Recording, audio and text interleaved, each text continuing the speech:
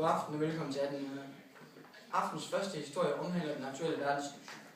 Mange eksperter er begyndt at snakke om, at verdenssituationen er gået fra den multipolære verdensorden med rigtig mange stater, der ligesom deler magten, til en bipolær verdenssituation med to supermagter. De to supermagter skulle efter sigende være USA og Sovjetunionen, som jo helt klart var de store vinder i 2. verdenskrig. Og derfor mener eksperterne også, at de selvfølgelig er de to nye supermagter i den bipolære verden. Mange eksperter taler også om et Europa, der er i knæ.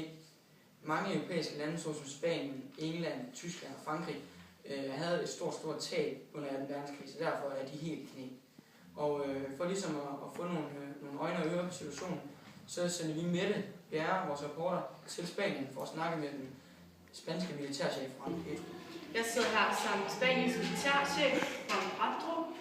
Og Juan Pedro, efter krigen er der mange, der har udtalt sig omkring, at Europa har en slækket dominans. Hvad har du at sige til det?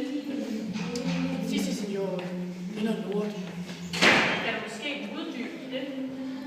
Ja, det er lidt svært for mig at snakke om, men jo, vi har mistet meget dominans. Alt i Europa er ødelagt. Tyskland er smadret. Italien er smadret. Spanien er smadret. Nu skal vi videre til aftens anden historie.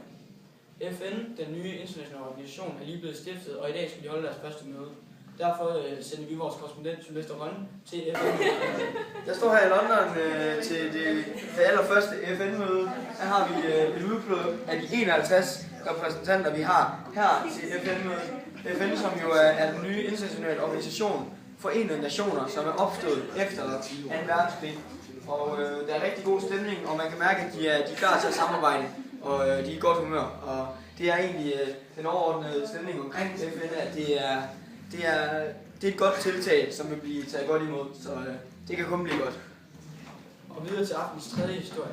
Vi har sendt vores udenrigskorrespondent Mette Bjerre til Kenya, hvor de holder en hel folkefest over deres selvstændighed.